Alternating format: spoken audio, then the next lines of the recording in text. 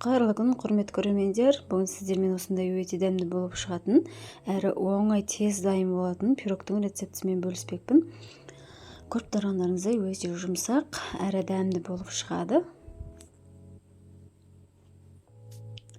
Ол үшін ең алдымен керекті заттарымыздың барлығын видеода көрсетілгендей осылай венчикпен араластырып алатын боламыз. Қалауларыңыз бойынша миксермен араластырсаңыздар да болады.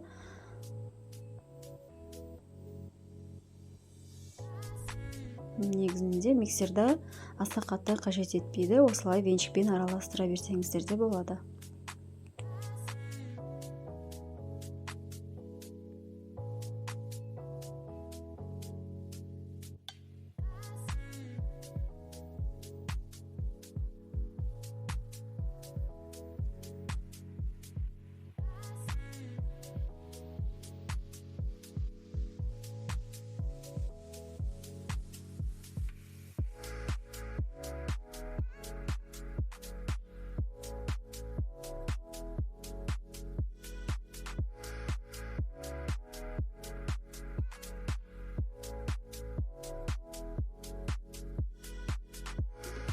Сұйық массаларымызды араластырып болдық. Ендігі кезекте құрғақ массаларымызды араластырып дайындайтын боламыз.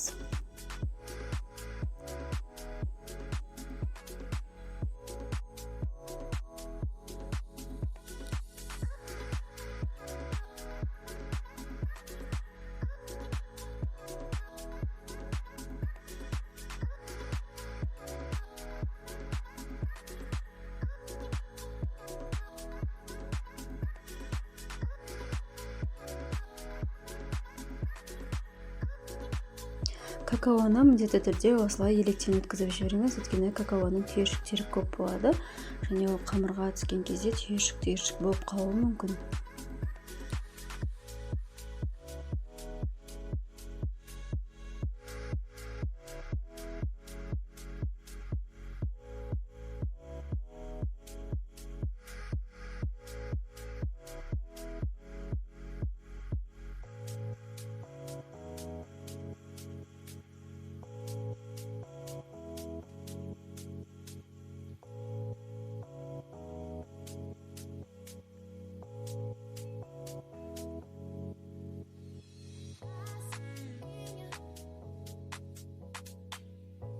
Міне осылай ұнымызды азыздан салып, осылай жаймен араластырып алатын боламыз.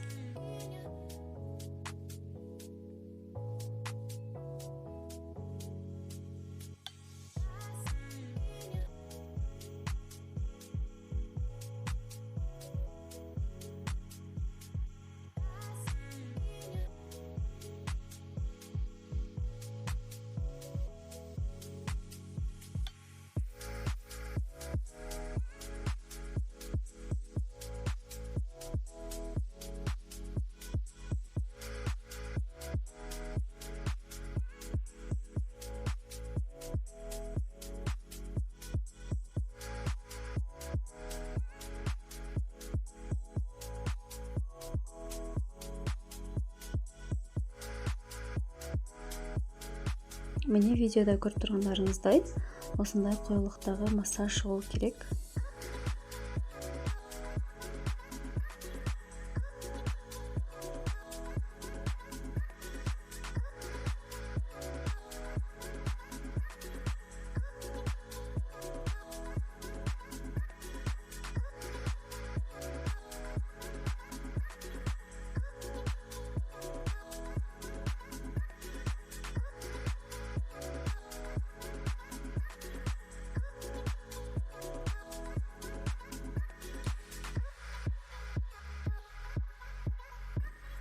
Міне тестамызды осылай міндетті түрде 3 бөлікке бөліп аламыз.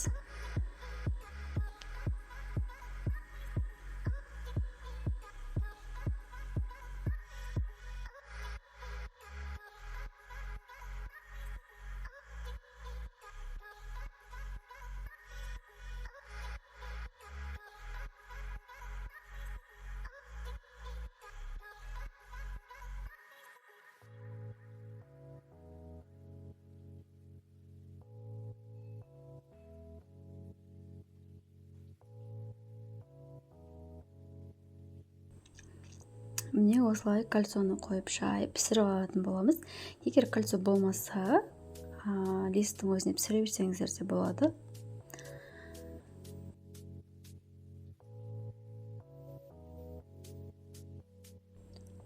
Міне кез келген шаншықмен тестамыздың арасының піскен піспегенін тексеріп алсақ болады. Бұл жерде кальцоның маңыздылығы тестамыз бір тегіс болып, тек соның ішінде ғана көтеріліп шығатын болады. Не өте жұмсақ, қалыңдығы да әдемі. Не барлығын осылай 5-7 минут аралығында пісіріп алдық. 150-160 градуста печкаңыздың қызуына байланысты пісіріп аласыздар.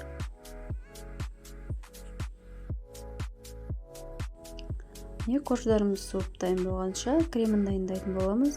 Ол үшін ең алдымен газымызға сүтімізді және шекерімізді бірден қоя отырып, осылай шекері ерігенше араластыратын боламыз.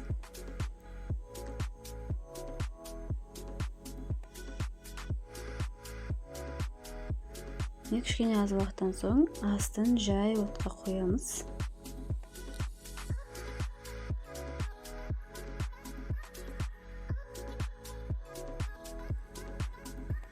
Сонымен қатар бұл кремімізге ұн қосылады. 4 ас қасық ұнымызды осылай 2 бөлікке бөле отырып, електен өткізіп салатын боламыз. Оны да осылай жақсылап түйіршіктердің барлығы жайылғанша әдемілеп араластырамыз. Және де әр уақыт осылай жай отта, жай қозғалыспен айналдыра отырып, қоюланғанша кремін дайындайтын боламыз.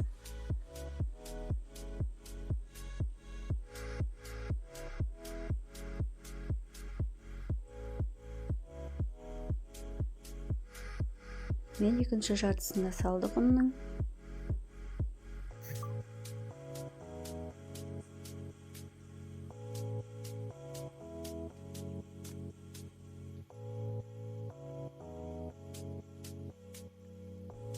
Міне креміміз қоюланып әдемі болып жатыр.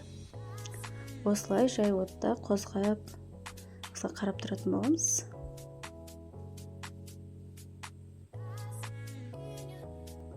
Және осылай қоюланған соң міндетті түрде маргаринімізді салып, бір жақсылап ерітіп алатын боламыз.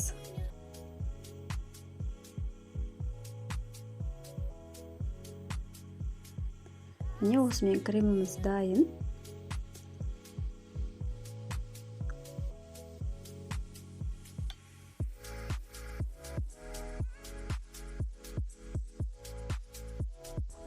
Міне көріп тұрғандарыңыздай өте әдемі әрі жұмсақ, әдемі болып майысып тұр сынбастан. Ендігі кезекте осылай бетіне шоколад құйып жіберсеңіз болады. Оны микроволновкаға салып ерітіп алатын боламыз. Ол ерігенше осылай корждарымыздың арасына жаңағы дайындаған кремімізді жағып алатын боламыз.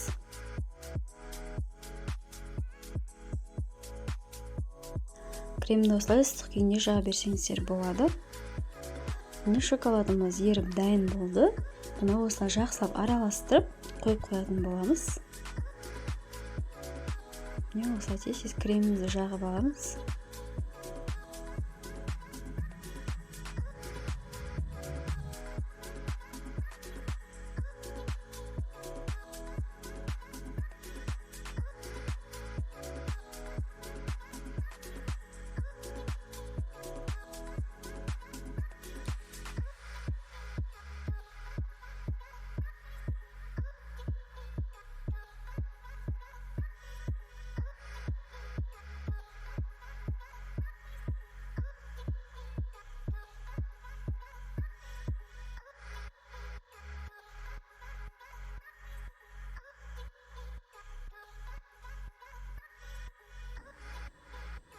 Міне креміміздің бәрін жағып алдық.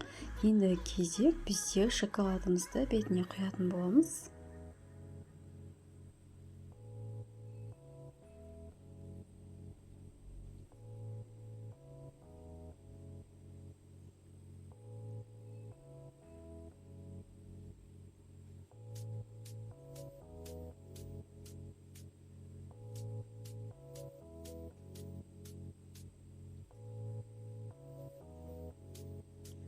міне осымен пирогымыз дайын. Жаңағы крема сіңіп, мына шоколады қатып, әдемі болғанша холодильникке 2 сағатқа қойып қоятын боламыз. Дайын болған пирогымызды қалауларыңыз бойынша кесіп, дастарханыңызға тартып етсеңіз болады. Өте жұмсақ әрі әдемі болып шыққан, дәмі де өте керемет болып шығады. Құрметті достар, менің парақшамды қолдауды ұмытпаңыздар.